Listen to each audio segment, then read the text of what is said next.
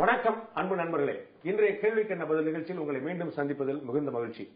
4 மாநில தேர்தல் முடிவுகள் தந்த மகிழ்ச்சியில் இருக்கிறது பாரதிய ஜனதா. அதே போல ராம் ஆத்மியான தங்களை ஆம் ஆத்மி கட்சி காலி செய்து விடுமோ என்ற அச்சத்திலும் இருக்கிறது என்று சொல்லலாம். இப்படி மகிழ்ச்சியும் மனவருத்தமும் மனக்கவலைக்கு இடையில் இருக்கக்கூடிய இந்த சூழலில் இன்றைய கேள்விக்கு என்ன பதில் நிகழ்ச்சியில் அகில இந்திய பாரதிய ஜனதா கட்சியை சேர்ந்த அந்த கட்சியினுடைய செய்தி தொடர்பாளர் திருமதி நிர்மலா சீதாராமன் நம்மோடு இருக்கிறார். இன்றைய கேள்விக்கு நம்ம நிகழ்ச்சியில் அவரிடம் நிறைய கேள்விகள் இருக்கின்றன கேட்பதற்கு. வாருங்கள், அவரிடமே கேட்கலாம். வணக்கம். வணக்கம். நான் அறிமுகர்கள் சொன்ன மாதிரி 4 மாநில தேர்தலை பார்த்து சந்தோஷப்படுறதா, தேர்தல் முடிவுகளை பார்த்து, அல்லது ஆம் ஆத்மி அப்படிங்கிற ஒரு புதிய புயல் எந்த மாதிரி கரையை கிடக்குமோ அப்படிங்கிற ஒரு கவலைப்படுறதா, எந்த மாதிரியான மனநிலை பாரதிய ஜனதா இருக்கு? இல்ல, ஆம் ஆத்மிக்கு பார்ட்டி எங்களை காலி பண்ணிடுச்சுன்றது நிஜம் இல்லை. ஏன்னா சிங்கிள் லார்ஜஸ்ட் மெஜாரிட்டியை நாங்க தான் ஜெயிச்சிருக்கோம் டெல்லியில. இருந்தாலும் சில இஷ்யூஸ், அவங்க எழுப்புற சில இஷ்யூஸ் பத்தி மக்களிடையே சர்ச்சை இருக்கிறதுனால அது ஒரு இம்பார்ட்டன்ட் ஆஸ்பெக்ட். பட் அதுக்கு முன்னாடி 30-40 வருஷமா இருக்கக்கூடிய ஒரு கட்சியும் முந்தானே ஆரம்பிச்ச ஒரு கட்சியும் கிட்டத்தட்ட ஒரு 3-4 சீட் வித்தியாசம் இருக்கு அப்படின்னு சொல்லும்போது நாங்க தான் சிங்கிள் லார்ஜஸ்ட் பார்ட்டி அப்படின்னு சொல்றது அந்த நம்பர்ல மட்டும் தப்பிக்கிறது சரியா இருக்குமா? இல்ல, தப்பிக்க முயற்சிக்கல. நான் இங்க கிளியரா நான் சொல்ல வர்றது என்னன்னா, ஒரு மூவ்மெண்ட் ஒண்ணு இந்த நாட்டுல ஊழலை அறவே ஒழிச்சிடணும்ன்ற மாதிரி ஒரு மூவ்மெண்ட். அண்ணா ஹசாரே போல ஒரு பெரியவர் உட்கார்ந்து அங்க உண்ணாவிரதம் இருந்து அந்த மூவ்மெண்டோட ஒப்ஜெக்டிவ் முழுமையா பூர்த்தியா அட்டைன் ஆகிறதுக்கு முன்னாடியே அவங்க ஒரு பொலிட்டிக்கல் பார்ட்டியா மாறி அதுக்கு சப்போர்ட் கொடுத்து, அந்த மூவ்மெண்ட்டுக்கு சப்போர்ட் கொடுத்தவங்க எல்லாரும் இங்கேயும் சப்போர்ட் கொடுத்து டெஃபினட்டா பப்ளிக்ல இருந்து அவங்களுக்கு அதனால ஒரு வருஷத்துக்குள்ள இப்பேற்பட்ட ஒரு பெரும்பான்மையான ஒரு சக்சஸ் கிடைச்சிருக்கு. அதை நாங்க டெஃபினட்டா அண்டர் எஸ்டிமேட் பண்ணல. ஆனா நீங்க கேட்ட கேள்வியில ஒரு சின்ன ஒரு ஹெசிடேஷன் எனக்கு என்ன தோணுச்சுன்னா, மத்திய பிரதேஷ்ல ராஜஸ்தான்ல ஒரே ஸ்வீப் ஆன வசுந்தரா ராஜியோட விக்டரியும், மத்திய பிரதேஷ்ல அப்பேற்பட்ட ஒரு 3rd டைம் விக்டரி கிடைச்சதையும் நீங்க கொஞ்சம் அண்டர் எஸ்டிமேட் பண்ணிட்டீங்களோன்னு எனக்கு தோணுச்சு. இல்ல, அங்க எதிர்பார்த்த ஒரு வெற்றி. நமக்கு என்னன்னா, எதிர்பார்த்த விஷயங்கள் 4 இடங்களுமே பிஜேபி வரும் அப்படிங்கிறது எல்லா கருத்து கணிப்புமே சொன்ன விஷயம். அதுல யாருக்கு மாற்று கருத்துல யாருமே கணிக்க முடியாத விஷயம் பாத்தீங்கன்னா, ஆம் ஆத்மி கட்சியோட இவ்வளவு பெரிய கட்சி அவங்க எல்லாம் சிங்கிள் டிஜிட்ல இருப்பாங்க எதிர்பார்த்து. பிஜேபியோ இன்னும் சொல்ல போனா ஆம் ஆத்மி கட்சியோட அந்த அளவுக்கு எதிர்பார்த்துக்க மாட்டாங்க. அப்படிங்கும் போது மக்கள் ஒரு மாற்று சக்தியா பிஜேபியை கருதின காலம் போய் பிஜேபிக்கு ஒரு மாற்று தேட ஆரம்பிச்சிட்டாங்களோ? இல்ல, ஏன்னா நீங்க மீதி ஸ்டேட்ஸ் எல்லாம் கம்பேர் பண்ணி பாத்தீங்கன்னா, அங்க பிஎஸ்பியோ இப்போ உத்தரப்பிரதேஷ் மாதிரி ஸ்டேட்ஸ்ல 2, 3, 4, 5 விதவிதமான பார்ட்டிகள் இருக்கு. நம்ம தெற்கு தமிழ்நாட்டிலயும் ஆந்திர பிரதேஷ்லயும் பலவிதமான கட்சிகள் நம்மளுக்கு அந்த ஒரு ஆல்டர்னேட்டிவ்ஸ் எல்லாம் கூட இருந்த சூழ்நிலை நம்மளுக்கு இருந்திருக்கு. டெல்லியில இது முதல் முறையாக, அது கூட ஒரு ஆன்டி கரப்ஷன் என்வாயன்மெண்ட்ல பிறந்த ஒரு மூவ்மெண்ட்ல இருந்து பிறந்த கட்சின்றதுனால அதுக்கு இன்னைக்கு ஒரு தனித்தன்மை இருக்கிறதா நம்ம கருதுறோம். ஆனா இதுல நான் திருப்பி அதே பாயிண்ட் வரேன். எல்லா கருத்து கணிப்பிலும் பிஜேபி ஜெயிக்கிற மாதிரி தான் வந்துச்சு அப்படின்னு நம்ம சொல்லி தொடச்சிட முடியாது. ஏன்னா 3rd டைம் அந்த மெஜாரிட்டியோட மத்திய பிரதேஷ்ல சிவராஜ் பாரதும், அதே மாதிரி நீங்க ராஜஸ்தான்ல பாத்தீங்கன்னா 80% மார்ஜினோட ஜெயிக்கிறது. சத்தீஸ்கர்ல ஒரு அன்பார்ச்சுனேட் டிராஜிக் இன்சிடென்டோடைய சிம்பத்தி வேவ் தாண்டி அவர் திருப்பி ஒரு 10 சீட் வித்தியாசத்துல, சின்ன அசம்பிளி தான்றதுனால 10 சீட் வித்தியாசத்துல ஜெயிக்கிறதும் இதெல்லாம் சின்ன விஷயம் இல்லை. நாங்க எப்படி ஆம் ஆத்மி பார்ட்டியோட விக்டரிய அண்டர் எஸ்டிமேட் பண்ணக்கூடாதோ அதே மாதிரி இதையும் எங்களோட பெரும்பான்மையான 80%, 70% அந்த மாதிரி ஒரு மார்ஜினோட வின் பண்றதையும் நீங்க அண்டர் எஸ்டிமேட் பண்ண வேண்டாம். அதுதான் பாயிண்டே. பாருங்க, காங்கிரஸுக்கு எதிர்ப்பான இயக்கமும் எதிர்ப்பான ஓட்டு பூரா ஒட்டுமொத்தமா சேர வேண்டியது உங்களுடைய கட்சி, அப்படிதான் நீங்க எதிர்பார்ப்பீங்க. ஆனா காங்கிரஸ் எதிர்ப்பு அப்படிங்கிற உங்களுடைய இயல்பான ஓட்டு வங்கி அப்படிங்கிறத தாண்டி காங்கிரஸ் எதிர்ப்பு ஓட்டுகள் பூரா உங்களுக்கு தான் இயல்பா கிடைக்கணும். ஆனா அந்த எதிர்ப்பு ஓட்டுங்கிறது பூரா மாறிட்டே போகக்கூடிய நிலைமை பார்க்கணும். அதுதான் என்னுடைய கேள்வி கூட. இல்ல, மாறிட்டே போகலையே. இப்ப டெல்லியில ஒரு மூவ்மெண்ட்டுக்கு அதுல நீங்க பாத்தீங்கன்னா, நான் அண்டர்லைன் பண்ணி இந்த விஷயத்த சொல்றேன். அது அவங்க கட்சி ஆப் கட்சியில இருக்கக்கூடியவங்களே நிறைய பேர் சொல்றாங்க. அசம்பிளி பொறுத்த வரைக்கும் நாங்க இங்க புதுசா இந்த கட்சி வருதுன்றதுனால கேஜ்ரிவாலை ட்ரை பண்றோம். ஆனா டெல்லியில யூனியன் கவர்மெண்ட் அமைக்கிறதுக்கு எங்க ஓட்டு எல்லாம் மோதிக்கு தான் சொல்றாங்க.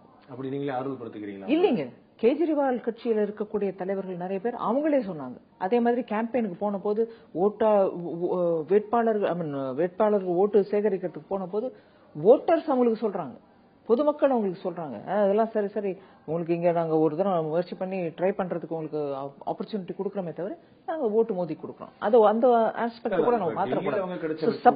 Support for Aam Aadmi பார்ட்டியில support for Modi கூட பில்டப் ஆயிருக்கோ என்னவோ அப்படிங்கிறது ஒரு கேள்வி. நம்ம மறந்துடுறோம். நாங்க பிஜேபியோட பிரசன்ஸ் அங்க இருக்கும்போது அது எப்படி நம்ம மறந்துட முடியும்?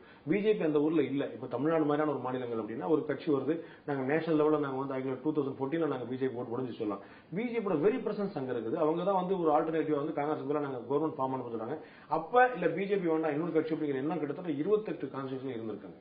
அப்படிங்கும்போது நம்ம வந்து இப்ப ஓட்டு போடுவாங்க, அப்ப நம்ம ஓட்டு போடுவாங்க. அந்த அம்சத்தை நான் மறந்துடக்கூடாதுன்னு சொல்றேன். அதே சமயம் நீங்க திருப்பி நீங்க எத்தனை தான் கேட்டாலும் ஒரு வருஷத்துக்குள்ள வரக்கூடிய ஒரு புது கட்சிக்கு இவ்வளவு சப்போர்ட் வந்திருக்குன்றத மறுக்க முடியாது. நான் ஒத்துக்கிறேன். ஆனா நாங்க பின்தங்கிய நிலையிலேருந்து முன்ன வந்து சிங்கிள் லார்ஜஸ்ட் எமர்ஜ் ஆயிருக்கோன்றது நீங்க ஒரு விதமா அனலைஸ் பண்ணி பார்த்தா எங்களோட கேம்பெயின்ல ஏதான வீக்னஸ் இருந்திருக்கலாம். அதை நாங்க சரியா ஹேண்டில் பண்ணிருந்தா மேபி எங்களுக்கு இன்னும் ஒரு 4 ஓட்டு ஜாஸ்தியாவே கலந்து அரசே அமைச்சிருப்போம் இன்னைக்கு. அதனால சிங்குலர்லி எங்களோட அரசு அமைக்க முடியாத நிலைமை பார்ட்டினாலதான் அப்படின்னு அவ்வளவு தூரம் போகவும் முடியாது இந்த இன்ஃபரன்ஸ்ல. அதனால எஸ், ஒரு வருஷத்துக்குள்ள அவங்க இவ்வளவு தூரம் வந்திருக்காங்கன்றது ஒரு மேஜர் ஃபேக்டர். பட் அதுல நம்ம மறக்க முடியாத விஷயம் மூவ்மெண்ட்டை உடனே பொலிட்டிக்கல் பார்ட்டியை டிரான்ஸ்லேட் பண்ணது. அதனால இந்த மூவ்மெண்ட்டுக்கு ஆதரவு தெரிவிச்ச நிறைய கட்சி சிம்பத்தைசர்ஸ் அவங்களுக்கு அந்த பொலிட்டிக்கல் பார்ட்டி ஆன பிறகு கூட அவங்களுக்கு சப்போர்ட் பண்ணாங்க. அந்த விஷயத்துல there can be a lot of overlapங்கிறது அசஸ் பண்ணி தான். அதோடைய இழப்பு யாருக்கு? இப்போ வந்து இழப்பு காங்கிரஸுக்கு தானே. அவங்க ஆக்சுவலா நீங்க பாருங்க, ஆளுங்கட்சியா இருந்த காங்கிரஸ் ஒருவேளை ஆன்டி காங்கிரஸ் ஓட்டு ஸ்பிளிட் ஆயிடுச்சு அப்படின்றதுனால ஏதோ கொஞ்சம் நம்பர்ஸ் தான் அவங்களுக்கு வந்தது, இல்ல ஜாஸ்தி நம்பர்ஸ் வந்தது அப்படின்னு அனலைஸ் பண்றதுக்கே இல்லாம ஒரேடியா சிங்கிள் டிஜிட்ல போக வேண்டிய நிலைமை ஆளும் கட்சியில இருக்கக்கூடிய, அதுவும் பதவியில 3 தரமா பாப்புலரா இருக்கக்கூடிய சீஃப் மினிஸ்டர் ஷீலா தீக்ஷித் அவர்களுக்கு அந்த நிலைமை. அதோட இல்லாம அவங்களும் கேஜ்ரிவால் கிட்ட தோத்து போறது, இதெல்லாம் அவங்களுக்கு தான் நஷ்டம். உங்களுடைய ஓட் பேங்க்ல முக்கியமான விஷயம் பாத்தீங்கன்னா படித்த மக்கள் மேல்தட்டு வர்க்கம் வந்து இயல்பா முதல்ல வந்து பிஜேபிக்கு ஆதரவாளர் இருப்பாங்க. ஆனா ஆம் ஆத்மி கட்சியுடைய மெயின் டார்கெட்டே அவங்க தான். அவங்க வந்து கீழ்த்தட்டு மக்கள்கிட்ட போய் சென்று சேரலாம், ஒரு பொதுப்படையா சொல்றதானா.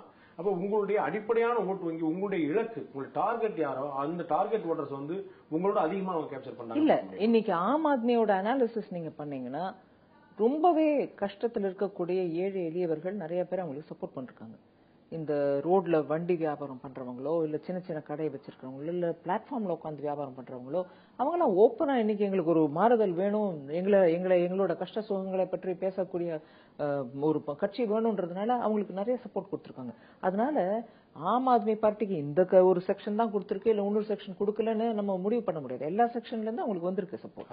அதை நம்ம மறுக்க முடியாது. அந்த மாதிரி ஒரு சாமானியர்கள் ஏன் இந்த மாற்றத்துக்கு ஒரே சரியான தீர்வு வந்து பிஜேபி தான் அப்படிங்கிற முடிவுக்கு ஏன் வரலாம்? எங்க கேம்பெயின்ல தான் குறை இருக்கலாம். அட் த சேம் டைம் நான் வந்து ஆப்போட கிரெடிட்டா குறைக்க விரும்ப. நீங்க சொல்ற மாதிரி ஒரு 5 மாசத்துல அடுத்த ஓட்டு மக்கள் போட வேண்டிய நிலைமை. அதிகபட்சம் 3 மாசத்துக்கு மேல உங்களுக்கு யாருக்கு எந்த கட்சிக்குமே டைம் கிடையாது. அதுக்குள்ள எல்லாத்தையுமே நீங்க செட்டில் பண்ணணும். அப்படி ஒரு குறுகிய நிலைமை இருக்கும்போது எங்களுடைய வேட்பாளர் தேர்வு சரியில்லாம இருந்திருக்கலாம், எங்களுடைய பிரச்சார முறை சரியில்லாம இருந்திருக்கலாம் அப்படின்னு அடிப்படையில ஏதாவது கோளாறு இருக்கு இல்லைங்களா? அடிப்படையா கோளாறு இருந்ததுன்னா ராஜஸ்தான்ல 80% ஓட்டு வந்திருக்குமா எங்களுக்கு? வசுந்தரா ராஜே காங்கிரஸ் கவர்மெண்ட் டிஃபீட் பண்ணி ஜெயிச்சு வர வேண்டிய நிலைமையில அவங்களுக்கு ஒரு ஜஸ்ட் அபவுட் 45% ஓட் ஷேர் வந்திருந்தா போதும் அப்படிங்கிற அந்த முயற்சியில் நாங்க போலே முழுமையா தானே போனோம். அடிப்படையா கோளாறு ஒண்ணும் இல்ல. டெல்லியை வந்து ஒரு எக்ஸெப்ஷனல் கேஸா பாப்பீங்க, ராஜஸ்தான் ஒரு எக்ஸெப்ஷனல் கேஸா பார்க்க மாட்டீங்க. அதை மட்டும் நாடு முழுக்க ஒரு வேவா பார்க்க இல்லீங்களே. அப்படி இல்லீங்களே. நான் நாடு முழுக்க வேவ் இருக்கான்றது ஒவ்வொரு தரமும் எலெக்ஷன் நடந்த பிறகுதான் நம்ம சொல்ல முடியும். அங்க எலெக்ஷன் நடந்துருச்சுன்றதுனால சொல்றேன், வேவ் இருந்துச்சு. மத்திய பிரதேஷ்ல வேவ் இருந்துச்சு, சத்தீஸ்கர்ல வேவ் இருந்துச்சு. இப்ப மீதி இடத்துல எலெக்ஷன் நடக்கட்டும், அப்போ உங்களுக்கு தெரியும் வேவ் இருக்குன்றது. அதுக்கு முன்னாடி வரைக்கும் நீங்களும் சொல்ல முடியாது, நானும் சொல்ல முடியாது. வேவ் இல்லன்னு சொல்ல முடியாது, இருக்குன்னு சொல்ல முடியாது. அந்த நீங்க எதிர்பார்க்கிற அந்த வேவ் டெல்லியில ஏன் காணாம போச்சு? டெல்லியில கண்டதுனாலதானே எங்களுக்கு சிங்கிள் லார்ஜஸ்ட் வந்ததுன்னு சொல்றேன். திருப்பி அதே பாயிண்ட் நான் சொல்றேன். உங்களுக்கு முதல் வருஷத்திலேயே வேவ்னா உங்களுக்கு ஈல்டா நீங்க எடுக்க முடிஞ்சு சாதிக்க முடிஞ்சா தான் அது வேவ்னு சொல்ல முடியும். ஆமா, அதை கொஞ்சம் ஸ்பிளிட் பண்ணிட்டு போயிட்டாங்க. வேவ் இருந்திருக்கு. ஏன்னா டெஃபினட்டா அதை மறுக்க முடியாது. அங்கதான் அங்க ஓட்டர் 2 விதமா அதை ஸ்பிளிட் பண்றான். ஒன்னு அசம்பிளிக்கு ஒரு விதமா நான் கொடுப்பேன், பட் பார்லிமெண்ட்டுக்கு உங்களுக்கு பிஜேபி ஃபேவரா கொடுப்பேன். அதுல sense of trying a new party கூட வந்திருக்கலாம். இல்ல நீங்க இந்த இடத்துல நீங்க கேண்டிடேட் சரியா போடல, அதனால நான் உன்னை மறுக்கிறேன்னு சொல்லிருக்கலாம். சோ டெல்லி ஒரு கம்ப்ளீட் நேஷனல் இண்டிகேட்டர் இந்த எலெக்ஷன் மூலமா அப்படின்னு எடுத்துக்க முடியாது. நிறைய மாநிலங்கள்ல பாத்தீங்கன்னா காங்கிரஸை விட பிஜேபியை விட அங்க இருக்கக்கூடிய ரீஜனல் பார்ட்டிஸ் தான் ரொம்ப ஸ்ட்ராங்கா இருக்காங்க. தமிழ்நாடு உள்பட இப்ப ஆந்திரா பிரச்சனை ஆகட்டும், யூபி ஆகட்டும், பீகார், நிறைய இடங்கள்ல பாத்தீங்கன்னா அந்தந்த மாநில கட்சி மேஜர் ஷேர்ஸ் வச்சிருக்க நிறைய எம்பி தொகுதியில் இருக்கக்கூடிய இடங்கள்ல பூரா மாநில கட்சிகள் டாமினேட் பண்ணிட்டே வருது. அப்ப நேஷனல் பார்ட்டியா கூடிய காங்கிரஸ் ஏற்கனவே இழப்பை சந்திச்சிட்டு இருக்குது. அப்ப அதை கெயின் எடுக்கிறதுக்கு நீங்க என்ன ஸ்ட்ராட்டஜி வச்சிருக்கீங்க? நமக்கு வந்து இத மாதிரி யாராவது ஒரு ஓட் கட்டர், ஓட்டை வந்து பிளக்கக்கூடிய ஆட்கள் யாரும் இல்லாம இந்த கெயின் நீங்க வச்சு எடுத்துக்க முடியும் அப்படிங்கிறதுக்கு என்ன ஸ்ட்ராட்டஜி வச்சிருக்கீங்க? முதன்மையாக நீங்க பாத்தீங்கன்னா மோடி அவர்களை நாங்க பிரைம் மினிஸ்டரா தேர்ந்தெடுக்கிறதுக்கு முன்னாடி வரைக்கும் எல்லாரும் என்ன சொல்லியிருந்தாங்க, உங்க கட்சி பிளவுபட்டு இருக்கு, உள்கட்சி பூசல் ரொம்ப ஜாஸ்தியா இருக்கு, நீங்க ஒரு விதத்துல கூட ஒரு டிசிஷன் எடுக்க முடியாம கஷ்டப்பட்டு இருக்கீங்க, ஏங்க உங்க பிரைம் மினிஸ்டர் யார் இருப்பாங்க அப்படின்லாம் கேட்டுட்டு இருந்தவங்க. நாங்க அனௌன்ஸ் பண்ண உடனே இருந்து மோடியா அனௌன்ஸ் பண்ணிட்டீங்களா அது எப்படி அப்படின்னு அப்பவும் திருப்திப்படாம கேள்வி கேட்டுட்டே இருந்தாங்க. ஆனா நாங்க அந்த எடுத்த டிசிஷனுக்கு விளைவா நீங்க பாக்குறீங்க, அவர் எங்க ரேலிக்கு போனாலும் எங்களோட கட்சி ஆட்கள் தான் இல்லாம மீதி பேரெல்லாம் வராங்க, இளைஞர்கள் வராங்க, என்ன அவர் என்ன பேச போறாருன்னு வராங்க. நீங்க திருச்சியில நடந்த ரேலியை பாத்தீங்க, அங்க வந்த இளைஞர்கள் எல்லாரும் கூட அந்த மொழிபெயர்ப்புக்கு கூட வெயிட் பண்ணாம அவர் சொன்னதோட அந்த ஸ்பிரிட்டை புரிஞ்சுக்கிட்டு கைத்தட்டி ஆர்வமா அவர் சொல்ற விஷயத்தை கேட்கறதுக்கு வந்தாங்க. இன்னைக்கு அதே ஒரு பெரிய ஃபேக்டர்னு உங்களுக்கு சொல்றோம். நீங்க என்ன ஸ்ட்ராட்டஜி வச்சிருக்கீங்க? 2014 முழுக்க ஓட்டா மாறாது அப்படிங்கிறது தமிழ்நாடு பல முறை கண்டு. எஸ், கூட்டம் முழுக்க ஓட்டா மாறுறதுக்காக பார்ட்டியில என்னெல்லாம் ஸ்டெப் எடுக்கணுங்கிறது நாங்க டெஃபினட்டா எடுத்துட்டு தான் இருக்கோம். அதோட ரிசல்ட் வில் பி சீன் இன் 2014. இதேதான் அடல் பிஹாரி வாஜ்பாய் என்டிஏ அரசு அமைக்கிறதுக்கு முன்னாடி சொன்னாங்க, வாஜ்பாய் ஹிந்தி பேசுவாரு, அவர் நார்த் இந்தியால தான் தெரியும், தெற்க ஒருத்தருக்கும் தெரியாதுன்னாங்க. ஆந்திரால கூட பிஜேபி ஜெயிச்சு, தமிழ்நாட்டுல இப்ப தலைவரா இருக்க கூட பொன் ராதாகிருஷ்ணன் ஜெயிச்சு வந்து அதுக்கப்புறம் அவரோட மினிஸ்டரா கூட இருந்தார். அதனால ஓட் கன்வர்ஷனுக்கு ஆர்கனைசேஷன்லயே எங்களுக்கு இருக்கிற ஸ்ட்ரென்த் மீதி பார்ட்டிக்கு இல்ல. பிஜேபியோட ஆர்கனைசேஷன் எல்லா இடத்துலயும் ஸ்ப்ரெட் ஆகி நல்லா ஸ்ட்ராங்கா இருக்கு. நீங்க சொன்ன ரெண்டு உதாரணமே கூட்டணி கட்சிகளுடைய ஆதரவோடு நடந்த விஷயங்கள். பிஜேபி தனியா சாதிச்ச விஷயம் இல்ல. இப்பயுமே கூட அந்த மாதிரியான நிலைமை தான் இருக்கு. பிஜேபியில தனியா அந்த நம்பரை தொட முடியுமா அப்படிங்கிற கேள்வி பிஜேபிக்குள்ளே நிச்சயம் இருக்கும். இல்ல இருக்கும், டெஃபினட்டா இருக்கும். அது கூட்டணி எலெக்ஷனுக்கு முன்னாடி கூட்டணியா எலெக்ஷனுக்கு அப்புறம் கூட்டணியாங்கிறது இன்னும் போக போக தெரியும். நீங்க தமிழ்நாடு நிலைமை மனசுல வச்சு சொல்றீங்கன்னு நினைக்கிறேன். எங்க இருந்தா கூட கூட்டணி கட்சியை நாங்க போய் இழுத்து கூட்டணிக்கு வாங்கன்னு சொல்ல தேவை இன்னைக்கு இருக்குன்னு நான் நினைக்கல. அதாவது நான் அகம்பாவமா இதை சொல்லல. கூட்டணி தேவை, டெஃபினட்டா கூட்டணி எங்க கிடைக்குமோ நல்ல எங்களோட காங்கிரஸை எதிர்த்து ஊழலை எதிர்த்து நல்லாட்சி கோசம் கூட்டணிக்கு வர விரும்புற எந்த கட்சியா இருந்தாலும் நாங்க வெல்கம் பண்ணுவோம். ஆனா அட் த சேம் டைம் இன்னைக்கு எங்களுக்கு இருக்கக்கூடிய பொசிஷன் என்னன்னா, ஒரு நல்லாட்சியை நடத்தி காமிச்ச experience leader, clear headed leader, ஒரு டைரக்ஷனோட அந்த நாட்டை நடத்தக்கூடிய தைரியமான ஒரு லீடர் இருக்காருங்கிறத நாங்க ப்ரொஜெக்ட் பண்றோம். அதே எங்களுக்கு ஒரு பெரிய ஸ்ட்ரென்த்னு நாங்க நம்புறோம். அதனால எங்களுக்கு கூட்டணி அமையறதுக்கான நல்ல வாய்ப்பு இருக்கு. இதே மாதிரி நரேந்திர மோடி மாதிரியே கிட்டத்தட்ட சாதனை பண்ணுவாங்க உங்க கட்சியை பொறுத்தளவுக்கு. சத்தீஸ்கர் முதல்வர் ராமன் சிங்கும், அதே மாதிரி மத்திய பிரதேச முதல்வர் சிவராஜ் சிங் சௌஹானும். அவங்கள ஏன் கட்சி ப்ரொஜெக்ட் பண்ணல, இவரே முடிஞ்சு? அவங்கள்ட்ட இவருக்கு என்ன வித்தியாசம்? இப்போ ஜெயிச்சு வந்திருக்காங்க. சத்தீஸ்கர்லயும் மத்திய பிரதேஷ்லயும் 3 தரம். இதுக்கு முன்னாடியே டிசம்பர் 2012லயே நரேந்திர மோடி ஜெயிச்சு வந்தார். இவங்களுக்கு கூட கொஞ்சம் சீனியர் தான். அதனால அந்த சமயத்துக்கு ஏற்ற மாதிரி உடனே அவருடைய சக்சஸ் ரெக்கக்னைஸ் பண்ணி அப்போதைக்கு அவர் 3 தரம் தேர்வு ஜெயிச்சு வந்துட்டாருன்றதுனால அவருக்கு கேண்டிடேட் பாயிண்ட் பண்ணாங்க. பாரதிய ஜனதா கட்சியில யார் வேணாலும் ஒரு பிரைம் மினிஸ்டர் நிலைமை வரைக்கும் உயர்றதுக்கான வாய்ப்பு இருக்குன்றதுக்கு அது ஒரு உதாரணம்.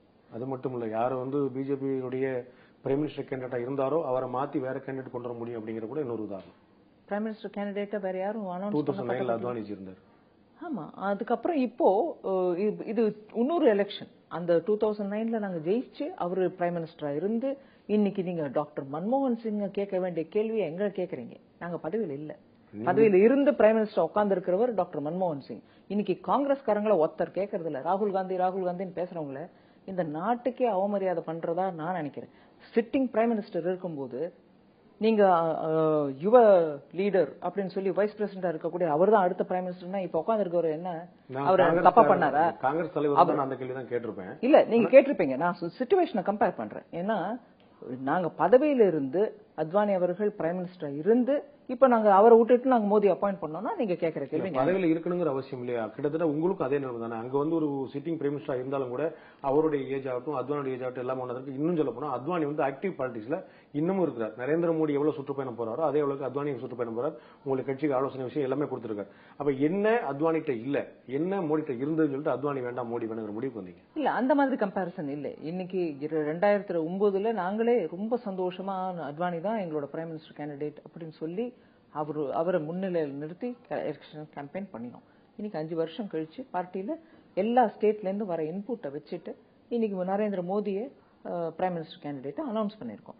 சோ கட்சி சமயத்துக்கு தகுந்த மாதிரி காலத்துக்கு தகுந்த மாதிரி அங்க இருக்கக்கூடிய ஒர்க்கர்ஸ் இன்புட்ஸ்க்கு தகுந்த மாதிரி ஒரு டிசிஷன் எடுத்ததுன்னா இது வரைக்கும் இருந்தவர் கெட்டவர் ஆயிட்டாரா அப்படின்றது இல்ல.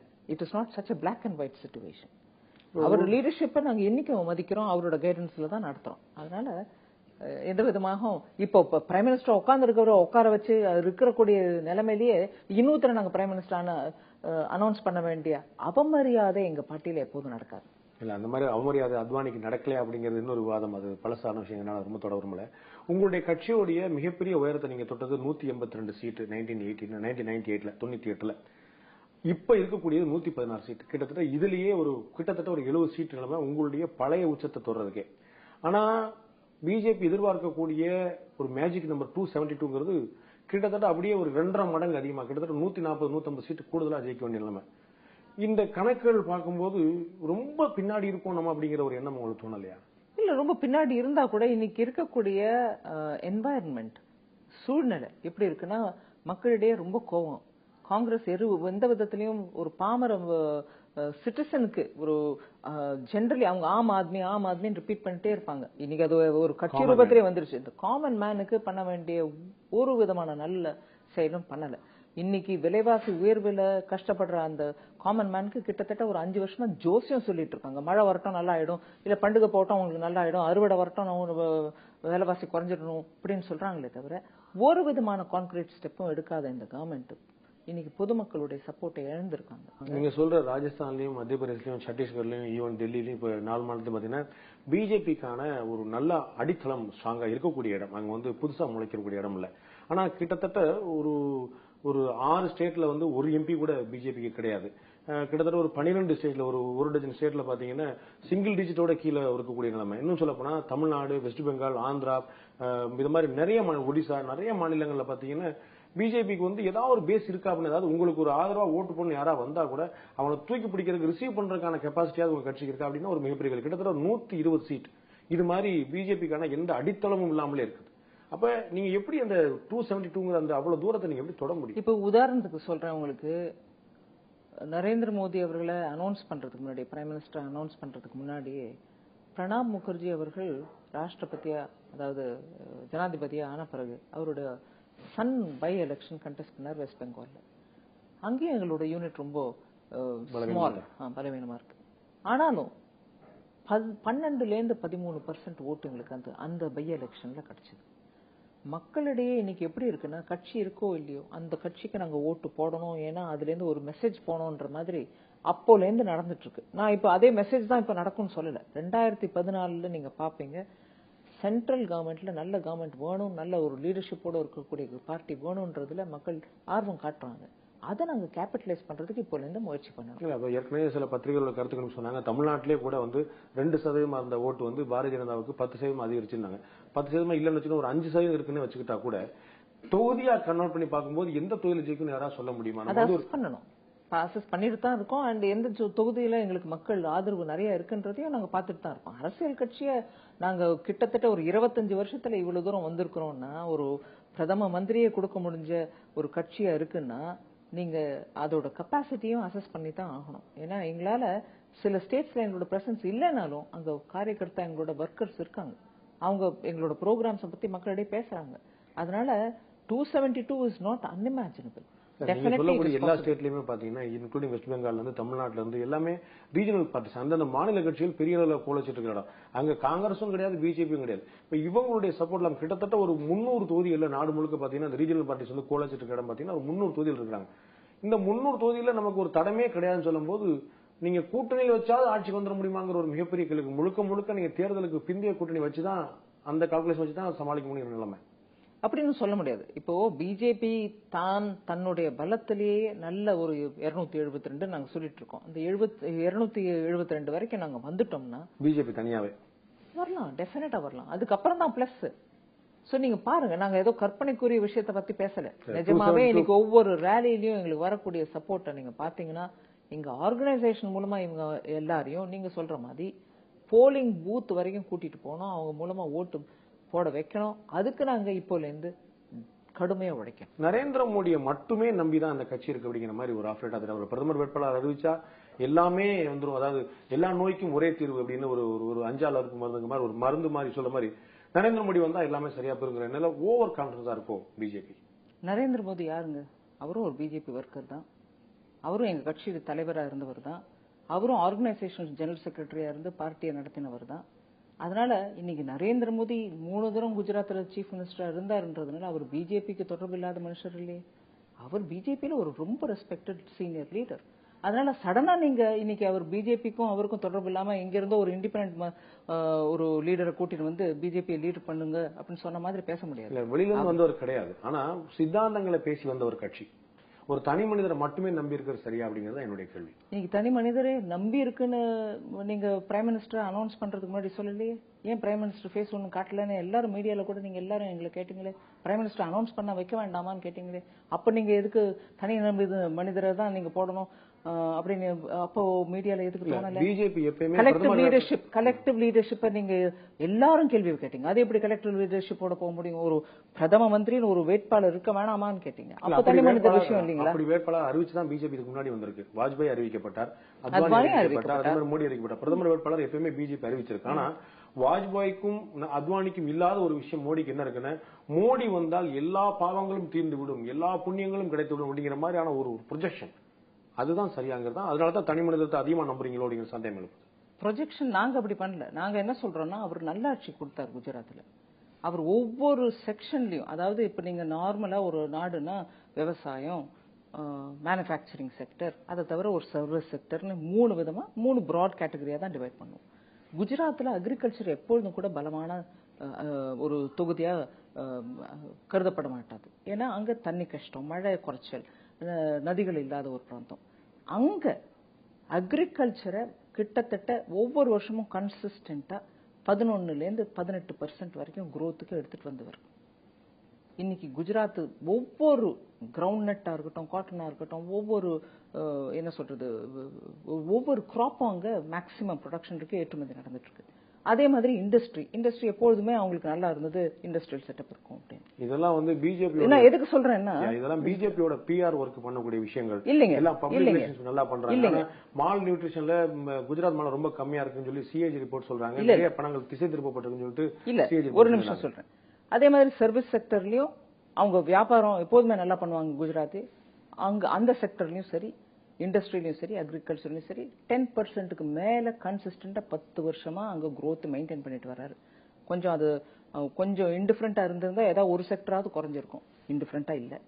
நீங்க கேட்கிற அதே மால் நியூட்ரிஷனை பத்தி நான் சொல்றேன் உங்களுக்கு. ஆல் ஓவர் த கண்ட்ரி மால் நியூட்ரிஷன்ல இஷ்யூ இருக்கு. குஜராத்லயும் இருக்கு. நீங்க கேரளால அட்டப்பாட்டியில எத்தனை குழந்தைங்க இறந்திருக்காங்கன்றத பத்தி நீங்க பேசுங்க. மால் நியூட்ரிஷன் அங்க இல்லீங்களா? நான் அதனால குஜராத்ல இருந்தா அது நியாயம்னு சொல்ல வரல.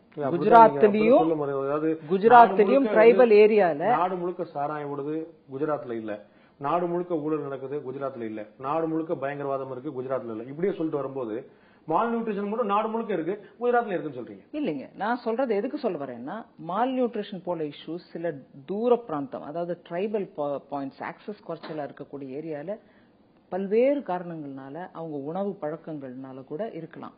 அதுல ஆக்சுவலா பாத்தீங்கன்னா 2007ல இருந்து குஜராத்ல இந்த விஷயம் ஒரு பப்ளிக் வந்து இவ்வளவு இதா இருக்கா, தாழ்வா இருக்கா அவங்களோட நியூட்ரிஷன் லெவல்னு தெரிஞ்ச பிறகு அவர் எடுத்த செயல்பாட்டு முறைகள்னால நேஷனல் ஆவரேஜை விட இன்னைக்கு டிராஸ்டிக் ஃபால் வந்து much more then the national level குஜராத்ல மால் நியூட்ரிஷன் குறைஞ்சிருக்கு. அவருடைய நிர்வாகத்திறமை பத்தி சொன்னீங்க. ஆனா ஒரே ஒரு பெண்ணை அந்த குஜராத் அரசு எவ்வளவு தூரம் ஃபாலோ பண்ணுச்சு, ஸ்னூப்பிங் எவ்வளவு தூரம் நடந்துச்சு அப்படிங்கறத எல்லாரும் பார்த்தாங்க. நிறைய குற்றச்சாட்டுகள் வந்துச்சு, நிறைய ஆடியோ டேப் வந்துச்சு.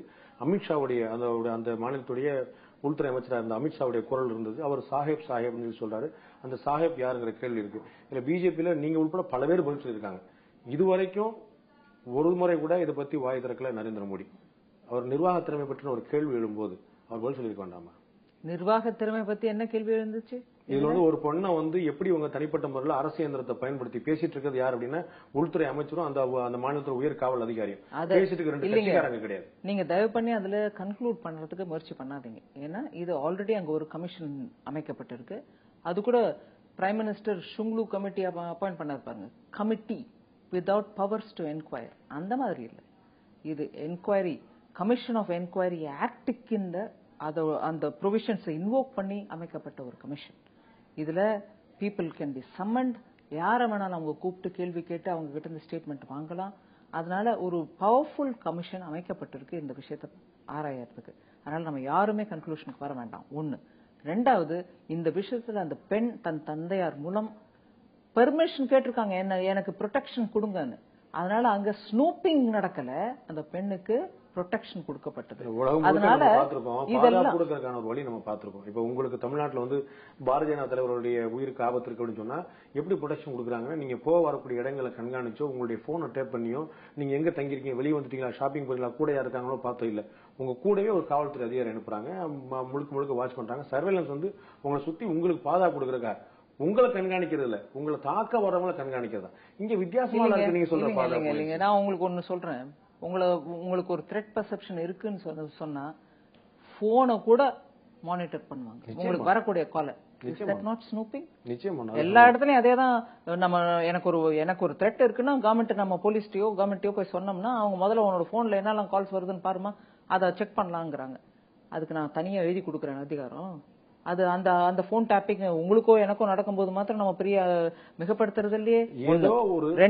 ரெண்டாவது இந்த விஷயத்துல அந்த பெண்ணை கஷ்டப்படுத்தினவர் தொடர்ந்து அவங்களுக்கு தொந்தரவு கொடுத்துட்டு இருந்தவர் யாரு? பலமான ஒரு அதிகாரி, IAS அதிகாரி. அதுவுமே அவரு ரொம்பவே க்ளோஸா அதை மானிட்டர் பண்ணிட்டு அந்த பெண்ணை தொடர்ந்து கஷ்டப்படுத்திட்டு இருக்கும்போது அந்த குடும்பமே போய் சீஃப் மினிஸ்டர் எங்களை காப்பாத்துங்க, அந்த பதவி இவ்வளவு பவர்ஃபுல்லா இருக்கக்கூடிய ஒரு அதிகாரி எங்களை கஷ்டப்படுத்திட்டு இருக்காருன்னு சொல்லும் போது நீங்க உங்க வீட்டு போன்ல டேப் பண்ணிட்டா உனக்கு ஒரு போலீஸ் ஆபீசர் கொடுக்குறமா, நீ வாட்டுக்கு என்ன பண்ணிட்டுன்னு சொல்லி விட்டுற முடியுமா? இல்ல, நீங்க சொல்றது ரொம்ப சந்தோஷமா இருக்கு. ஆனா ஒரு பெண்ணுடைய பாதுகாப்புக்காக அந்த மாநிலத்துடைய உயர் காவல் அதிகாரி, அந்த மாநிலத்தோட உள்துறை அமைச்சரும் டெய்லி பேசிட்டு இருக்காங்க, அடிக்கடி பேசிட்டு இருக்காங்க. அது எங்க போனாங்க எங்க வந்தாங்க அந்த உள்துறை அமைச்சர் பேசுறதுங்கிறது இப்படி உச்சபட்ச பாதுகாப்பு நரேந்திர மோடிக்கே கொடுக்கப்படுதான் எனக்கு சந்தேகமா இருக்கு. அதுதான் இப்ப ஆராயறதுக்கு அந்த கமிஷன் இருக்குங்க. நீங்க கன்க்ளூட் பண்ணிடாதீங்க. ஹோம் மினிஸ்டர் பேசிட்டு இருக்காரு, அவர் டெய்லி பேசிட்டு இருக்காரு, இத்தனை கால் பண்ணாருன்னா இதெல்லாம் நிரூபிக்கப்பட வேண்டிய விஷயங்கள். இதுதான் ஆராய்ச்சி பண்ணிட்டு இருக்காங்க அந்த கமிஷன்ல. அது நிஜமான்றத ஒத்துக்க வேணாம். நீங்க இன்பில்ட்டா அது நிஜம்ன்ற அசம்ஷன்ல பேசுறீங்க. அது கேள்விக்குறி. அதான் அவர் அமித்ஷா இது வரைக்கும் அது என்னுடைய குரல் இல்லைன்னு சொல்லல. இவங்க ஆமா என்னை யாரும் சர்வேலன்ஸ் பண்ணல, யாரும் சர்வே பண்ணல அப்படின்னு சொல்லிட்டு அந்த பொண்ணோட தகப்பனால சொல்ல நடந்திருக்குங்கிறது எல்லாருக்குமே தெரிஞ்சது. எதற்காக நடந்தது அப்படிங்கறதும் என்ன காரணம். நீங்க ரொம்ப இன்ட்ரெஸ்டிங் ஒரு விஷயம் சொல்றீங்க. நான் அதே திருப்பி உங்ககிட்ட இன்னொரு விதமா சொல்றேன். இத்தனை நடக்குது இல்ல, எங்க அப்பா என்ன கேட்டுட்டு அந்த லெட்டர் எழுதல, இன்னைக்கு கூட அதெல்லாம் நடந்துட்டு இருக்கு. ஆமா, எல்லாரும் சொல்றது ரைட்டு. என்ன தொடர்ந்துட்டே இருந்தாங்க, என்ன பின்தொடர்ந்து எனக்கு ரொம்ப கவர்மெண்ட் மூலமா கஷ்டம் நடந்துச்சுன்னு அந்த பொண்ணு சொல்லிச்சா? ஒண்ணு அந்த பொண்ணு அவங்க அப்பா மூலம் எழுதினாங்க, அந்த பொண்ணு இப்ப வரைக்கும் மறுக்கல அப்படின்னு சொல்றீங்களே. நான் இன்னொரு விதமா கேட்கிறேன், அந்த பொண்ணு அதே மறுக்கல. எங்க அப்பா மூலமா லெட்டர் கொடுத்து அனுப்பினா எனக்கு ப்ரொடெக்ஷன் வேணும்னு கேட்டேன் அப்படின்னு சொல்றதெல்லாம் போய் நான் ப்ரொடெக்ஷன் கேட்கலன்னு சொல்லிச்சு அந்த பொண்ணு இல்லையே. அதனால இந்த வாதம் சொன்னீங்கன்னா நான் இன்னொரு வாதமும் சொல்றேன், அதுக்கு நம்ம யோசிக்கணும் பதில். இல்ல, நீங்க சோனியாவுடைய மருமகன் மீது குற்றச்சாட்டு சொல்லும் போது அதே ஊடகங்கள்லாம் உங்களுக்கு சப்போர்ட் பண்ணி சொல்லும் போது அது ஊடகத்துடைய ஜனநாயகம் கேள்வி எழுப்புறாங்க. அதே மாதிரியான ஒரு மாத்தி நம்ம கட்சியா நாங்க பேசுறோம். கட்சியா நாங்க சில ரிப்போர்ட்ஸ் CAGயோ இன்னொரு ரிப்போர்ட்டையோ வச்சு கேள்வி கேட்கிறோம். நீங்க அதுக்கு பதில் கொடுங்க. பதில் கொடுக்காட்டினா கொடுக்காம இருங்க, அது உங்களோட இது. கட்சி மூலமா பொறுப்பா நாங்க கேள்வி கேட்கிறோம். ஆனா காங்கிரஸ் பண்றது என்னன்னா, அவங்க கேள்வி கேட்கறது ஒரு முறை என்றால் ஒரு 100 முறை இந்த மாதிரி ஒரு சின்ன சின்ன NGOஸோ இன்னொரு குரூப்ஸ் மூலமாவோ கண்டினியூஸா ஏதான ஒரு கேள்வி கேட்டுட்டு தான் இருந்தாங்க 10 வருஷமா. அதை யாரும் நாங்க தடுக்கல. ஆனா அது it was definitely a part of a cottage industry. அதை மறுக்க முடியாது. நீங்க ஒரு இயக்கமாவே உங்களுக்கு எதிராக செயல்பட்டு இருக்காங்க. டெஃபினெட்லி அதுக்கு சிபிஐயே காங்கிரஸ் பார்ட்டி அநியாயமா உபயோகிச்சு துர்விநியோகம் பண்ணுவாங்க தெலுங்குல சொல்றது. But they misused CBI. அந்த சிபிஐ மிஸ்யூஸ் பண்ணி அதுல இருந்து இப்ப கூட நான் கேள்வி கேட்கிறேன் உங்ககிட்ட, சில விஷயத்துல இந்த ஸ்னூப் கேட்ட பத்தி பேசும்போது அந்த இன்ஃபர்மேஷன் சிபிஐ ஒருவேளை அது நிஜமா இருந்து ஒருவேளை ஏதாவது அந்த மாதிரி நடந்து இருந்ததுன்னா கூட அந்த டாக்குமெண்ட்ஸ் எல்லாம் சிபிஐயோட கண்ட்ரோல்ல அவங்க கண்ட்ரோல்ல கஸ்டடியில தான் இருந்திருக்கணும். அது எப்படி வெளியில வந்துச்சு? செலக்டிவ் லீக் பண்ணி நீங்க அவங்கள அவமானப்படுத்திட்டே இருங்க, பப்ளிக்ல அவங்களோட இமேஜ் குறைக்கிறதுக்கு என்ன முயற்சி பண்ணுமோ பண்ணிக்கிட்டே இருங்கன்னு காங்கிரஸ் சிபிஐ மூலமா அவங்க 2 பேரும் கை சேர்ந்து இந்த இதை நடத்திட்டு தான் இருக்காங்க. ஒரு இண்டஸ்ட்ரியை நடத்திட்டு இருக்காங்க. பாத்தீங்கன்னா உங்களுடைய கட்சியில பாத்தீங்கன்னா ஒரு செயல்பாடு கட்சியில நடந்து கட்சி வந்து தலைவர்கள்ட்ட நடந்துக்கிற விதம் ஒரு கேள்விக்குள்ளாக்கூடிய விஷயமா பார்க்கப்படுது. எப்படின்னா நரேந்திர மோடி மன்னிக்கணும், எடியூரப்பா மேல ஒரு குற்றச்சாட்டு வந்துச்சு. இன்னைக்கு அந்த குற்றச்சாட்டுல இருந்து ஒரு வெளி வந்துட்டார். ஆனா குற்றச்சாட்டு வந்தபோது அவர் உடனே பதவியிலிருந்து விலகணும்னு சொல்லி அத்வானி மாதிரி மூத்த தலைவர்கள் உடனே நெருக்கடி கொடுக்க வெளியே போனார். ஆனா அமித்ஷா மேலேயோ நரேந்திர மோடி மொழியோ குற்றச்சாட்டு வரும்போது அவர்களுக்கு கட்சி பாதுகாப்பு முறையில தான் இருந்துச்சு. இந்த குற்றச்சாட்டுல இருந்து வெளியே வந்துட்டு ஒரு ஃபேக் என்கவுண்டர் கேஸோ இல்லாட்டி குஜராத் ரியாட் கேஸோ கலவர கேஸோ இது மாதிரி ஒரு குற்றச்சாட்டு வரும்போது இதுல இருந்து நீ நல்லபடியா நிரூபிச்சுட்டு அக்னி பரீட்சையில உள்ள இறங்கிட்டு அப்புறம் வெளியே வா அப்படின்னு சொல்லி சொல்லாம நீங்க அவங்க பாதுகாக்கக்கூடிய நிலைமையில இருப்பீங்க. ஏன் எடியூரப்பாக்கு ஒரு பார்வை, ஏன் நரேந்திர மோடிக்கு இன்னொரு பார்வை? அங்க ஒரு நல்ல ஒரு மேஜர் டிஃபரன்ஸ். இப்ப வரைக்கும் நரேந்திர மோடி மீதோ அமித்ஷா மூலமோ மேலேயோ எஸ்ஐடியோ இல்ல வேற ஏதாவது ஒரு கான்ஸ்டிடியூஷனலி ரெகக்னைஸ்ட் ஆர் கவர்மெண்ட் மூலமா ஒரு இன்வெஸ்டிகேட்டிவ் பாடி ஏதாவது தப்பு சொல்லிச்சுங்களா? அன்பார்ச்சுனேட்லி எதிரப்பா விஷயத்துல அந்த சந்தோஷ் ஹெக்டே லோகாயுக்தா மூலமா ஏதோ ஒரு ரிப்போர்ட் வந்து அதுலயுமே நிறைய குறைபாடுகள் இருந்த போது கூட நிதின் கட்கரி அப்போ இருந்த பிரசிடென்ட் ஒரு வாக்குறுதி கொடுத்தார். இந்த மாதிரி அந்த ரிப்போர்ட் வரட்டும், அந்த ரிப்போர்ட்ல ஒரு விதமா வேற விதமா எங்களுக்கு ஃபேவரா வரலன்னா நாங்க அவரை பதவி நீக்கிட்டு நீங்க கேஸ் ஃபேஸ் பண்ணுங்கன்னு சொல்லுங்கன்னு சொல்லிடுவோம், நாங்க உங்களுக்கு வாக்கு கொடுக்கறேன்னு ஒரு மீடியா கான்ஃபரன்ஸ்ல அவர் சொன்னார். அதனால சந்தோஷ் ஹெக்டே ரிப்போர்ட் வந்த உடனே அந்த வாக்குக்கு உட்பட்டு அந்த ரிப்போர்ட்ல ஏதோ 4 கேள்வி கேட்டிருக்காங்கன்றதுனால அவரை பதவி இறங்குங்கன்னு சொன்னோம். அப்புறம் அங்க கிளீன் சீட் கொடுத்த பிறகு அவருக்கு பதவி திரும்ப கொடுக்கப்படல. அதனால தான் அவர் கோச்சிக்கிட்டார். அதுக்கு நான் டைரக்டா ஆன்சர் கொடுக்க விரும்பல. ஏன்னா அதுல நிறைய காரணங்கள் இருக்கலாம். சமயம், எலெக்ஷனு, இல்ல என்ன வேற ஏதாவது காரணங்கள் இருக்கா அப்படிங்கறத பத்தி பார்ட்டி யோசிச்சுட்டு தான் ஒரு டிசிஷன் எடுத்திருக்காங்க. அதனால கொடுக்கணும், பதவி இறக்கணும் எல்லாம் இன்னைக்கு மீடியா சொல்றதுனால நாங்க உடனே பதில் கொடுக்க முடியாது. இங்க பாத்தீங்கன்னா எடியூரப்பாவோட இப்ப வந்து முன்னாடி தள்ளி வைக்கப்பட்ட ஓரங்கட்டப்பட்ட எடியூரப்பா இப்ப வந்து இந்த கர்நாடகா சட்டசபை தேர்தல் முடிவுக்கு பிறகு திரும்பவும் அவருடைய தயவு தேவை அப்படிங்கிற நிலைமைக்கு பிஜேபி வந்துருச்சோ? அவர் கட்சிக்கு வரணும்னு கூட ஆசைப்படுறதாக நாங்க கேள்விப்படுறோம். என்ன இருந்தாலும் பிஜேபியை வளர்த்தவர், ஒருவேளை அவர் எங்க கட்சியில வராருன்னா அதை பத்தியும் கன்சிடர் பண்ணுவாங்க. ஆனா இன்னைக்கு தேதி வரைக்கும் ஒரு முடிவும் எடுக்கப்படவில்லை. நீங்க கேட்டீங்க ஒரு அதிகாரப்பூர்வ அமைப்பு ஏதாவது புகார் சொல்லியிருக்காங்களா, எஸ்ஐடியோ இல்லாட்டி வேற யாராவது சிபிஐ எஃப்ஐஆர் ஃபைல் பண்ணிருக்காங்கன்னு கேட்டீங்க. ஆனா குஜராத் முதல்வர் கூடவே இருந்த உயர் காவல்துறை அதிகாரி வன்சாரா வந்து தெளிவா வந்து பகிரங்கமா ஒரு லெட்டர் கொடுத்தாரு. அது வந்து மேலிடத்தோடைய உத்தரவை கடைபிடிச்ச செஞ்சதுக்காக ஒரே காரணத்துக்காக நாங்கெல்லாம் பலிகடாக்கப்பட்டிருக்கோம் சொன்னார். இது ஒரு ஓப்பனான குற்றச்சாட்டு இல்லை. இதுக்கு மேல ஏதாவது தேவைப்படுதா? நீங்க சொன்னதை நாங்க செஞ்சோம், வேற என்ன செஞ்சோம் அப்படின்னு சொல்லி நேரடியா அவர் வந்து ஹோம் மினிஸ்டர் மேல குற்றம் சாட்டுறாரு, சீஃப் மினிஸ்டர் மேல மறைமுகமா குற்றம் சாட்டுறாரு. இதுக்கு மேல ஏதாவது தேவையான? அவர் ஜெயில இருந்துட்டு இருக்கும்போது ஜெயிலுக்குள்ள போய் இந்த மாதிரி ஒரு லெட்டர், அதுல நிறைய கேள்விகள் எழுப்பப்படலாம். டைப் பண்ணி ரெடியா இத்தனை பக்கம் லெட்டர் ஜெயில டைப் பண்ணி எடுத்துட்டு வந்து, அதுவும் இத்தனைக்கும் அவருக்கு ஆங்கிலம் அவ்வளவா நல்லா வரும்னு சொல்ல முடியாது, இருந்தாலும் குஜராத்தில சொல்லியிருக்காரு, அதை யாரோ டிரான்ஸ்லேட் பண்ணி இங்கிலீஷ்ல டைப் படிச்சிருக்காங்கன்னு நம்பிக்கிறோம். கிட்டத்தட்ட 6-7 வருஷமா ஜெயில இருக்கக்கூடிய ஆளு, ஆல்ரெடி ஸ்ட்ரெஸ்ல இருக்கக்கூடிய ஆளு, இங்கிலீஷ் வராத ஆளு, டைப் பண்ண முடியாத ஆளு, இத்தனையும் தாண்டி ஒரு லெட்டர் வெளியில வந்துருச்சு, அதுக்கு நம்ம முக்கியத்துவம் கொடுக்கணும்னா அது எத்தனை நியாயம்னு யோசிக்கணும். நீங்களே முதல்ல சொன்ன மாதிரி அப்படி ஒரு லெட்டர் அவர் பேர்ல வரும்போது அவர் இல்லன்னா அவர் மறுத்திருப்பார்ல, இது என் பேர்ல வெளிவந்த லெட்டர். ஜெயிலுக்குள்ள இருந்து எப்படி வெளியில வருது விஷயம்? வெளியில இருந்தா நீங்க பப்ளிக்கா நீங்க மைக்க காட்டி கேட்பீங்க, ஏங்க மறுக்கிறீங்களா ஏத்துக்கிறீங்களான்னு. அவர் ஜெயில இருக்காரு, எப்படி ப்ரூவ் பண்ணுவீங்க? அவர் சிறையில் இருக்கிறத நீங்க அப்படி அட்வான்டேஜ் எடுத்துப்பீங்க. லெட்டர்ல ஜெயில இருந்து வந்த போது அட்வான்டேஜ் நீங்க எடுத்துக்க முடியும். அப்ப குஜராத் மாநிலத்துல சிறையில் இருக்கக்கூடியவருக்கு வந்து வேற யாரோ உள்ள போய் போறதுக்கு தான் குஜராத் மாநில சிறைகள்லாம் இருக்குதா? இல்ல அதெல்லாம் தான் கேள்வி கேட்கணும். அப்போ எப்படி அவர்கிட்ட இருந்து அந்த மாதிரி ஒரு லெட்டர் வந்தது, அதோட டீடைல்ஸ் நமக்கு தெரியாது. நான் கேள்வி கேட்கிறேன். அப்படி கேள்வி கேட்டிருக்க வேண்டியது பிஜேபி தானே. பிஜேபி ஆட்சி நடக்குது குஜராத் மாநிலம், குஜராத் மாநில சிறையில் இருக்காரு குஜராத் மாநில அதிகாரி. அப்ப எக்ஸ்டர்னல் ஃபோர்ஸ் யாராவது வெளியில இருந்து யாராவது சிபிஐ நடத்துற கேள்வி, சிபிஐ கண்ட்ரோல்ல இருக்கக்கூடிய investigation, CBI special courts deal பண்றது. அதனால இது குஜராத் கவர்மெண்ட் மூலமா நடக்கக்கூடிய இன்வெஸ்டிகேஷனோ இல்ல குஜராத் போலீஸோ டீல் பண்றது இல்லை. They are all under the control of CBI. அதனால சிபிஐ காங்கிரஸ் கட்சியுடைய கைபொம்மையா என்ன சொல்லுவாங்க, பப்பெட்டா இருக்கும்போது, கைப்பாவையா இருக்கும்போது ஒரு பப்பட் மூலமா என்ன பண்ணிருப்பாங்க, இவ்வளவு தூரம் கூட பண்ணுவாங்கிறது இன்னைக்கு நம்ம எல்லாருக்கும் தெரிஞ்சிருக்கு. அதனால அது அங்க குஜராத் கவர்மெண்ட் மூலமா நடக்கக்கூடிய கேஸ் இல்ல, அது இட் இஸ் சிபிஐ கண்ட்ரோல். இப்போ வந்து ரெண்டே கட்சி பிளஸ் பிஜேபி அப்படிங்கிற அளவுக்கு சுருங்கி போச்சு. இப்போ இந்த கூட்டணி கட்சியில உள்ள இழுக்கிறதுக்கான ஸ்ட்ராட்டஜி என்ன வச்சிருக்கீங்க நீங்க?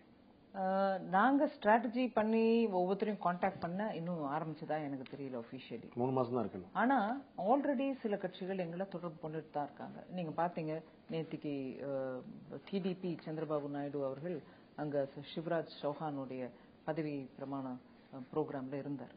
அதே மாதிரி சில கட்சிகள் அஸ்ஸாம்ல இருந்து இல்ல வேற இடத்துல இருந்தெல்லாம் கூட எங்களை கான்டாக்ட் பண்ணிட்டு தான் இருக்காங்க, எப்படி என்ன அப்படிங்கிற மாதிரி. இன்ஃபேக்ட் நீங்க பாத்தீங்கன்னா நீங்க ஜெகனோட ஸ்டேட்மெண்ட் பார்த்திருப்பீங்க. நான் அவர் எங்களை கான்டாக்ட் பண்றாருன்னு நான் சொல்ல, ஆனா நரேந்திர மோடியோட அட்மினிஸ்ட்ரேட்டிவ் கேப்பபிலிட்டி பத்தி அவரும் நல்லா நிறைய அப்ரிசியேட் பண்ணி பேசியிருக்காரு. அதனால வரக்கூடிய நாட்கள்ல என்ன டெவலப்மெண்ட் ஆகும்ன்றத நம்ம வெயிட் பண்ணி பார்க்க வேண்டும். நீங்க சொல்றது எல்லாமே பாத்தீங்கன்னா தேர்தலுடைய முடிவு வந்த பிறகு முடிவெடுக்கக்கூடிய வாய்ப்பு இருக்கக்கூடிய கட்சிகள். நான் என்னுடைய பார்வையில திரும்ப வந்து நிதிஷ்குமாரே வந்தாலும் ஆச்சரியப்பட மாட்டேன்னு நான் சொன்னேன். அதாவது தேர்தல் முடிவுகளுக்கு பிறகு தமிழகத்தில் அதிமுக வரலாம், இவங்க எல்லாம் தேர்தல் முடிவுக்கு பிறகு. ஆனா நீங்க தேர்தல் எதிர்கொள்றதுக்கு ஒரு பலம் வாய்ந்த அணி தான் இந்த கூட்டணி, ஜெயிக்கக்கூடிய கூட்டணிங்கிற எண்ணத்தை நீங்க எப்படிதான் ஏற்படுத்த முடியும்? தேர்தலுக்கு முன்னாடி யாராவது உங்கள்கிட்ட வருவாங்க எதிர்பார்க்கறீங்களா? நான் சொல்றது என்னன்னா, இப்ப இருக்கக்கூடிய பிஜேபி இந்த கட்சி பலமாக ஜெயிச்சு வரக்கூடிய கட்சியா மக்களிடையே ஒரு இம்ப்ரெஷன் கிரியேட் பண்ணிருக்குன்றது முதல் பலம். நீங்க கூட்டணியை பத்தி பேசுறீங்க, இந்த கூட்டணி நல்ல பதவிக்கு வரக்கூடிய கூட்டணி அப்படின்னு மக்களிடையே ஒரு அபிப்பிராயம் ஏற்படுறதுக்கு என்ன பண்றீங்கன்னு கேக்குறீங்க. நாங்க அதுக்கு முதலடியே நான் சொல்றேன், எங்க கட்சி நல்ல விதமா இன்னைக்கு பலப்பட்டு மக்களிடையே இவங்க தான் ஆல்டர்னேட்டிவ் கவர்மெண்ட் கொடுக்க முடியும், இவங்களால கொடுக்க முடியும்ன்ற நம்பிக்கை ஏற்படுத்திருக்கு. அதே எங்களுக்கு முதல் ஒரு பெரிய ஸ்டெப் பிஃபோர் எலெக்ஷன். அது மட்டும் போதுமானது. தமிழ்நாடு அதனாலதான் சொல்லிட்டே இருந்தேன், அது மட்டும் போதுமானதாக இருக்கலாம். 272 எங்களுக்கே கிடைக்கலாம். நீங்க பாருங்க, வெயிட் பண்ணி பாருங்க. ஒரு வேகா நீங்க சொல்றதா இருந்தா தமிழ்நாட்டில் வந்து 40 தொகுதி இருக்கு, பாண்டிச்சேரி சேர்த்து. நீங்க தனியா எவ்வளவு சீட் ஜெயிச்சிருவீங்க? நம்பர்ஸ்ல நான் ஒண்ணுமே ஸ்பெகுலேட் பண்ண முடியாது. பட் டெஃபினட்டா இப்ப இருக்கக்கூடிய என்வாயர்மெண்ட் பிஜேபிக்கு ஃபேவரா இருக்கு. கண்ணார பார்த்தாங்க 10 வருஷமா இந்த கவர்மெண்ட் எப்படி லீடர்ஷிப் இல்லாம ஒரு டைரக்ஷன் இல்லாம ஒவ்வொரு செக்டர்லயும், அது பார்டரா இருக்கட்டும், இலங்கை தமிழரா இருக்கட்டும், பங்களாதேஷோட ரிலேஷன்ஷிப்பா இருக்கட்டும், நம்ம நாட்டு விவசாயிகள் நிலைமை, சூசைட் தற்கொலை எல்லா ஸ்டேட்லயும் நடந்துட்டு இருக்கும் போது அங்க சென்ட்ரல்ல சுவாமிநாதன் கமிஷன் ரிப்போர்ட்டை வச்சுட்டு ஒண்ணுமே பண்ணாம உட்காந்துட்டு இருக்கிறது விலைவாசி. அப்படி ஒவ்வொரு செக்டர்லயும் இந்த கவர்மெண்ட் ஃபெயில் ஆயிருக்கிறது மக்கள் பார்த்துட்டு இருக்காங்க. சரி, ஃபெயில் ஆயிட்டு சும்மா இல்ல, ஊழலும் பண்ணிட்டு இருக்காங்க, மக்களுக்கு சேர வேண்டிய பணத்தை எல்லாத்தையும் முழுங்கிட்டு இருக்காங்கன்றது எல்லாருக்கும் பாக்குறாங்க. அதனால முதன்மையா நம்ம பார்க்க வேண்டியது, இந்த நாட்டுல இன்னைக்கு காங்கிரஸ் ரிமூவ் பண்ணணும் அப்படிங்கறது பாக்குறாங்க. கடந்த 5 தேர்தலா எந்த ஒரு கட்சியுமே மத்தியில தனிப்பெரும்பான்மை ஆட்சி அமைச்சது இல்லை அப்படிங்கறத மறந்துட முடியுமா? மறந்துட முடியாது, டெஃபினட்டா மறந்துட முடியாது. ஆனா இன்னைக்கு இருக்கக்கூடிய லீடர்ஷிப் வேக்யூம் மக்கள் பார்த்துட்டு, நல்ல லீடர்ஷிப் இருக்கும்போது ஒருவேளை ஒரு கட்சிக்கு நல்ல பலம் கொடுத்து அதுக்கப்புறம் திருப்பி நம்மளுக்கு நம்பர்ஸ் வேணும்னா அலையன்ஸ் பண்ணணும்ன்றது வேற கதை. பட் இன்னைக்கு பெரும்பான்மையா மக்களிடையே ஒரு டிஸ்கஸ்ட் வந்துருச்சு, ஒரு விதமான வெறுப்பு வந்துருச்சு. என்ன எத்தனை ஓட்டு போட்டு இவங்களை போட்டாலும் அங்க போய் உட்காந்துட்டு ஒண்ணும் பண்ண மாட்டேங்கிறாங்க, கூட்டணிங்கிறான். இல்ல கூட்டணி தர்மானந்த டாக்டர் மன்மோகன் சிங் சொல்லி கூட்டணி அதர்மத்தை நடத்திட்டு இருக்கிறதையும் மக்கள் பார்த்துட்டு தானே இருக்காங்க. நீங்க வந்து நாடு முழுக்க நரேந்திர மோடி பிரச்சாரம் பண்றாரு. பிரச்சாரம் பண்ணும் போதெல்லாம் அவர் வந்து இப்ப இருக்கக்கூடிய அரசு விமர்சனம் பண்றாரு, தன்னுடைய அரசு எப்படி கொண்டு வர முடியும், நான் எப்படி செய்ய முடியுங்கிற சொல்றாரு. ஆனா பிஜேபி வந்து எந்த இடத்துல இருந்து ஆரம்பிச்சு தன்னுடைய கொள்கையா பிரதானப்படுத்திட்டே இருந்துச்சோ, அந்த அரசியல் சாசனத்தோட 307வது பிரிவோ இல்லாட்டி பொது சிவில் சட்டமோ அல்லது ராமர் கோயிலோ அவருடைய பிரச்சாரத்துல எங்கேயுமே காணும். இந்த 3 சிறுபான்மையின ஓட்டை காலி பண்ணிடும் அப்படிங்கிற பயமா? ஆர்டிகல் 370 மேல இப்ப மெயினா கிட்டத்தட்ட ஒரு 15 நாள் வரைக்கும் சர்ச்சை நடந்துச்சுன்னா பப்ளிக் டிஸ்கோர்ஸ்ல ஜம்முல நரேந்திர மோடி அதை பத்தி பேசினாருன்றதுனாலதான். என்ன பேசினார் அவர்? வந்து பிஜேபி வந்து இதுவரைக்கும் ஆர்டிகல் 370 காலி பண்ணணும், இருக்கக்கூடாது சொல்லிட்டு இருந்த ஒரு கட்சி. நரேந்திர மோடி உங்களுடைய பிரதமர் வேட்பாளர் அங்க போய் இது பற்றின ஒரு பொது விவாதம் வேணும் அப்படிங்கிறார். இது இறங்கி வந்து நிலைமை இல்லையா? இல்லைங்க, பொது விவாதம் வேணும்னு சொன்னது நிஜம். ஆனா என்னத்துக்கு பொது விவாதம் வேணும்? அந்த ஆர்டிகல் 370 தப்பா உபயோகிச்சு ப்ரொடெக்ஷன், ஒரு இம்யூனிட்டி வரவழைச்சுக்கிட்டு ஜம்மு அண்ட் காஷ்மீர்ல இருக்கக்கூடிய மக்களுக்கு நம்ம பாரத தேசத்துல எல்லா இடத்துலயும் இருக்கக்கூடிய மக்களுக்கும் கிடைக்கக்கூடிய உரிமைகள் எதுவும் கிடைக்காம தடுத்து நிறுத்துது. இதை சரியா உபயோகப்படுத்தாம 370 மூலமா அங்க இருக்கக்கூடிய மக்களுக்கு இன்னைக்கு article 73, 73rd amendment to the constitution 73rd, 74th amendments implement கூட பண்ணல. பஞ்சாயத்துல இருக்கக்கூடிய ஒவ்வொருத்தரும் அங்க நீங்க பாக்குறீங்க டெரரிசம்க்கு எப்படி பலியாடாயிட்டு இருக்காங்க. அதே மாதிரி பெண்களுக்கு அவங்களுடைய சொத்து உரிமை, அவங்க பெண்கள் வேற யாரையா கல்யாணம் பண்ணிக்கிட்டாங்கன்னா அந்த ஸ்டேட் சேராதவங்களை கல்யாணம் பண்ணிக்கிட்டா அவங்க குழந்தைகளுக்கு ஆம்பளைங்க இருக்கக்கூடிய இது கிடைக்காம இன்னைக்கு தேதி வரைக்கும் ஆர்டிகல் 370 தளர்த்தப்பட்டுச்சு அப்படிங்கறத உமர் அப்துல்லா சொன்னாரு. இல்லைங்க அது இப்பவும் நான் சொல்றேன் அவர் சொன்னது தப்பு. ஏன்னா தளர்த்தப்பட்டதுன்னா 2004ல ஒரு ஹைகோர்ட்ல இருந்து வந்த ஜட்ஜ்மெண்ட் வச்சுட்டு தளர்த்தணும்னு சொல்லி ஆர்டர் வந்துச்சு.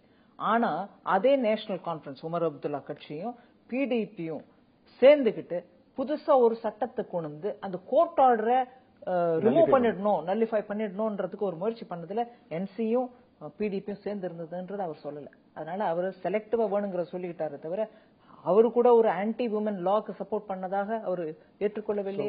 அதனால ஆர்டிகல் 370 பேசினார் நரேந்திர மோடி. அவர் அதே மாதிரி மீட் எக்ஸ்போர்ட்ட பத்தி பேசும்போது பிங்க் ரெவல்யூஷன் பேர்ல நம்ம நாட்டுல இருந்து நிறைய பசு மாംസം போயிட்டு இருக்கு வெளியில, இது நல்லதா அப்படின்னு திருப்பி அதையும் பத்தி ஜெனரேட் பண்ணாரு டிஸ்கஷன். இல்ல உங்களுடைய பார்வையில ஆர்டிகல் 370யோ ராமர் கோயில் விவகாரமோ பொது சிவில் சட்டமோ பிஜேபி தொடர்ந்து வலியுறுத்தும்? டெஃபினட்டா வலியுறுத்தும். அண்ட் ராமர் கோவிலை பத்தி பேசணும்னா கோர்ட்ல இருக்கு விஷயம். அன்னைக்கும் நாங்க பதவியில இருந்த போதும் கோர்ட்ல இருந்துச்சு. அதுக்கப்புறம் அலகாபாத் ஹை கோர்ட் மூலமா ஒரு தீர்ப்பு வந்தது. அந்த தீர்ப்பை இன்னைக்கு கோர்ட்ல இருக்கும்போது தான் நீங்க தேர்தல் அறிக்கையில குறிப்பிட்டே இருந்தீங்க. நாங்க குறிப்பிட்டே தான் இருப்போம். டெஃபினட்டா குறிப்பிட்டு. ஆனா சட்டத்துக்கு விரோதமாக இருக்குமா?